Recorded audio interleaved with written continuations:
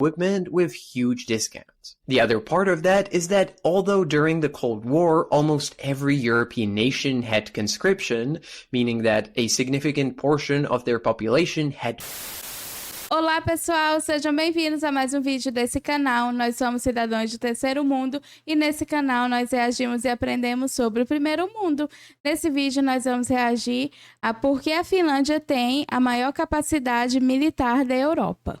Portanto, aproveite a oportunidade, considere se inscrever no nosso canal, clique no gostei, compartilhe esse vídeo e visite o nosso Instagram para fazer mais sugestões de conteúdos como esse. E agora, vamos para a reação.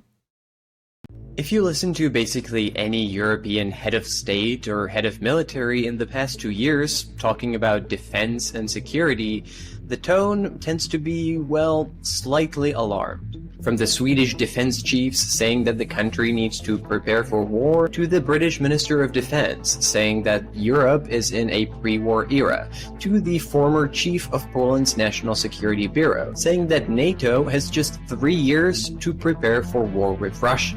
And that's just few examples. But there is one country that seems to be a lot more relaxed and whose leadership is reassuring rather than anxious when talking about this topic. Even though it shares a border with Russia, and even though it has personal experiences with Russian aggression in the 20th century, Finland. Why? Well, because Finland has the most capable and combat-ready military on the continent, excluding Ukraine, which is obviously in a different situation. And unlike almost any European country, Finland is truly ready for war. Today, we often talk about how Europe needs to step up its game to deter Russia, but Finland has already been doing that for decades. And if Europe is looking for inspiration, it doesn't really have to look anywhere else. So why are Finns so confident? How does... Caramba, eu não tinha noção que a Finlândia está nessa situação. Eu já sabia que a Finlândia era um país poderoso, mas não sabia que era nesse nível dentro desse contexto militar. Realmente incrível. A country of just 5.5 million people have such a strong military, and why should Europe follow its example? To find out, I spoke with an expert on Finnish defense policy and military, Mina Alander.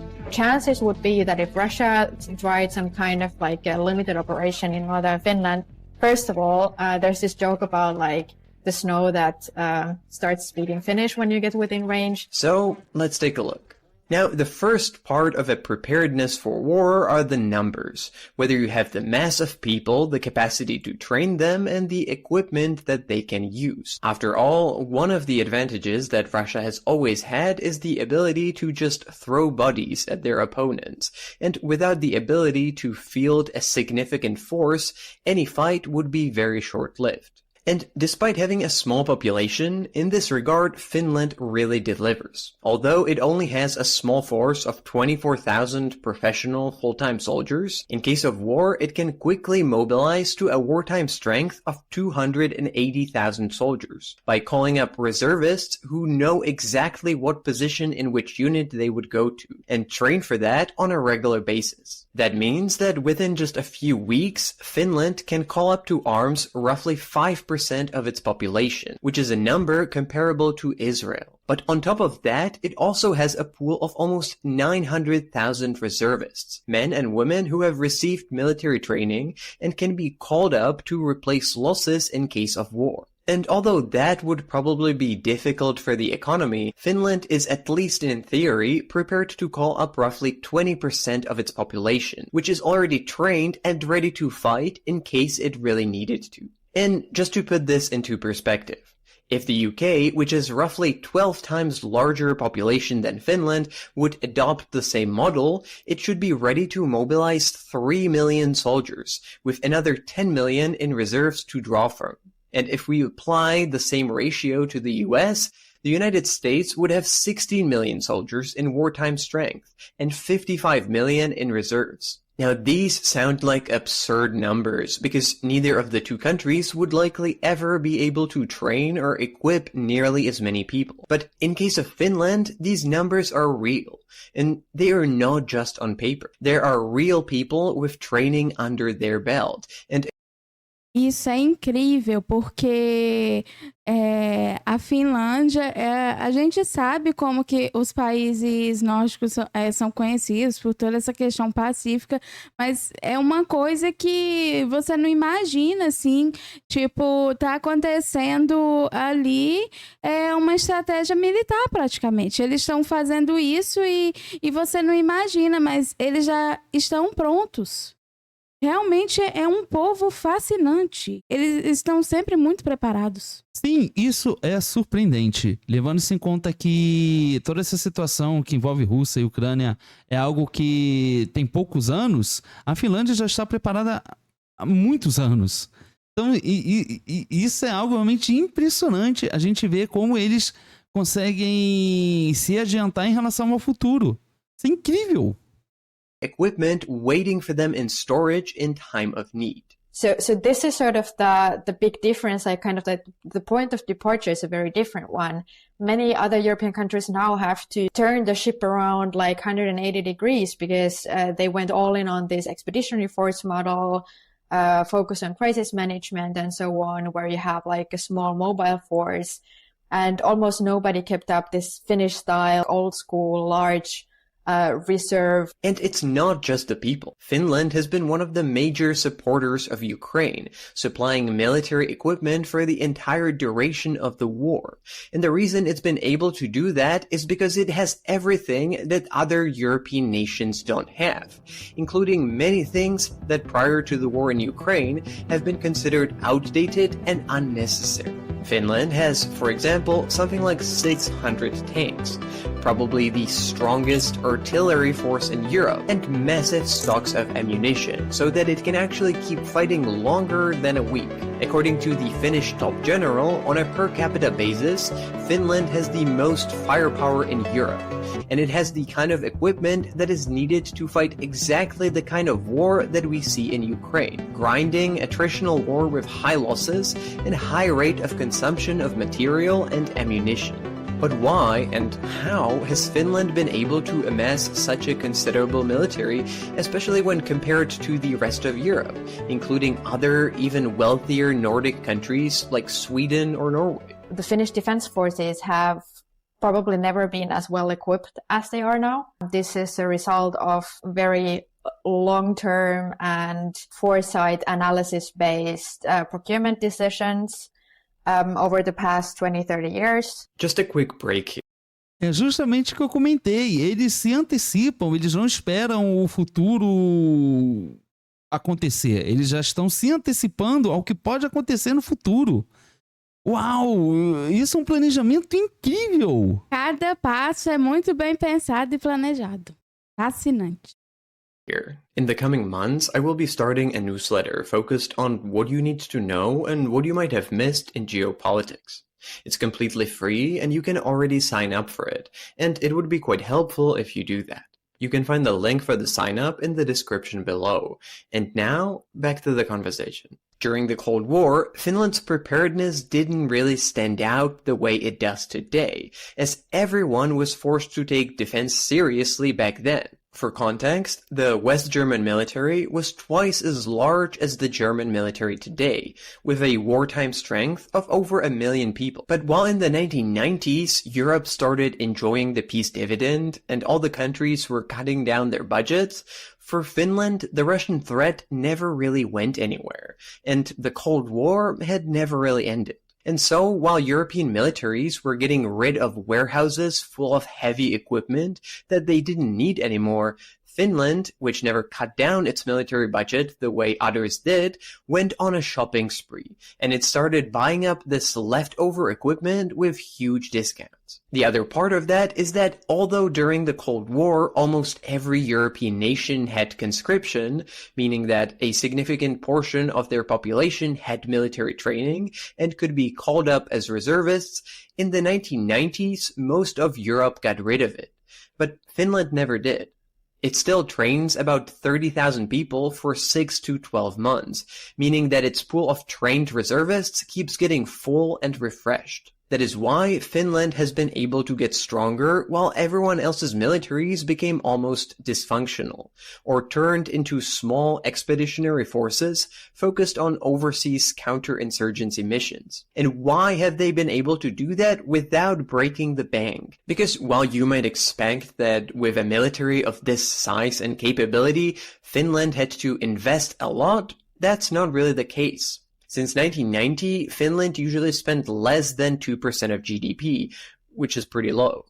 But the country was and is exceptionally smart about its military spending, because its model is actually pretty cheap. With conscription, you don't need that many professional soldiers whose salaries you have to pay every month, but you have a trained force if you need them. And because Finland bought older but still good equipment with a huge discount, it has now enough stuff to equip everyone. That's the beauty of the conscription service. One very important reason why Finland still has it is that it's the cheapest way to ensure sufficient national defense capability for such a large territory, but with a small population. Like Finland could never ever keep up such numbers of a professional force because it would be insanely expensive. Plus all the retirement payments and whatnot you have to pay then and so on. This 2% question is a really interesting one from Finland's perspective because Finland has been in the situation that it has wanted to keep up a sufficient level of national defense capability while at the same time minimizing costs. Because Finland has been under the same budget pressures as everybody else, especially since the Euro crisis and the global financial crisis and so on. Finland's E é muito complicado porque a Finlândia faz fronteira com a Rússia. Eu acredito que a gente já assistiu um vídeo explicando sobre essa questão da fronteira da Finlândia com a Rússia e toda aquela pressão que teve, inclusive, em relação à antiga União Soviética. Mas é muito interessante que a gente perceba a estratégia que a Finlândia adota. Enquanto outros países não estão comprando ou se desfazendo de seus armamentos, a Finlândia estava fazendo exatamente o contrário. E como esses armamentos estavam baratos, a Finlândia pôde adquirir esses equipamentos. Então, é muito, muito estratégico. É como ela disse, eles investem um valor muito baixo nessa questão de armamento, mas como eles compraram coisas que eram mais antigas, mas que ainda funcionam, eles pagaram mais barato. Então, é um povo muito inteligente, muito estratégico. Levando-se em conta que eles não estão apenas com os armamentos antigos. Ainda tem os armamentos mais modernos, mas tudo isso soma a favor, né? Model is actually basically the opposite than that of another European military heavyweight, Poland, which aims to build the largest ground forces in Europe, because Poland is mostly building its military as a professional force, and it actually doesn't have a conscription, which, however, is a much more expensive option. But while numbers on paper are important, it's not the only thing that matters. As Afghanistan has shown, you can have a military that looks good on paper, but that will fall apart as soon as an enemy appears. And as Ukraine has shown, the willingness of a population to fight is one of the key factors which might decide whether wars are won or lost. And here Finland leads Europe once again, because consistently polls show that Finns are willing and ready to defend and fight for their country, more than any other nation on the continent, with 83% of people in Finland saying that they would be ready to defend their country in case of war, compared with, for example, just 33% in case of the UK. And that's not a coincidence either, because the second key part of the Finnish strategy, apart from having a strong military, is something called a total defense. So underneath it is this whole of society approach. That means that there's extensive civilian defense structure, starting from physical things like bomb shelters and placements for explosives in bridges. These still exist everywhere in Finland, and other measures sort of like that bring together all aspects of the society and societal life, like business, media, government, administration, critical infrastructure providers, and all kinds of things that are needed to keep the society up and running. They come regularly together and exercise different like worst case scenarios to make sure that everybody knows like how to work together to keep Finland up and running. And when we see like how Russia tends to attack civilian targets, for example, in Ukraine, you kind of understand why there are these kind of extensive structures in place in Finland, that this has been thought through, like how to protect civilian parts of the society. But would Europe be able to follow the Finnish model? And should it do that? Even if you don't like reintroduce conscription, which I don't think is necessary everywhere, and it's maybe not the best idea either everywhere. Like in Finland, it's really connected to the high willingness to defend the country, and if that's not given, it will be very hard to like introduce something like this. I would say that this societal resilience is the part that is applicable everywhere. I think in many European countries, because of the discontinuation of the conscription and because of the professionalization of the armed forces, there has been a certain like disconnect between like national defense and the society, and that these like topics don't meet sort of, or the society doesn't really think about it. It feels like something sort of distant and so on. But I think that this overall resilience thinking, that you improve governmental cooperation across different ministries and levels of administration to take this more holistic view of potential threats, because that's precisely the case right now. We hear all these reports about Russia planning sabotage attacks and so on. So these are very like complex matters. Like it's not so straightforward that now we have peace and then we have war and there's some kind of clear-cut sort of moment in between. I think that's at least definitely something that could be exported. Caramba. Eu estou muito surpreendido com a forma como a Finlândia lidar com a guerra. É uma forma muito interessante, muito precavida, né, se antecipando as adversidades que podem acontecer no futuro. Né, e é surpreendente, porque existe aqui uma estratégia não apenas econômica, né, mas também uma estratégia de defesa. E isso é incrível. É verdade, eu fiquei surpresa quando foi dito que mais de 80% da população está pronta para defender o país. Mais de 80% da população mesmo civis, ou são pessoas que estão esperando ser chamadas, tipo militares? Eu acredito que sejam todos. Você acha que são pessoas da população em geral?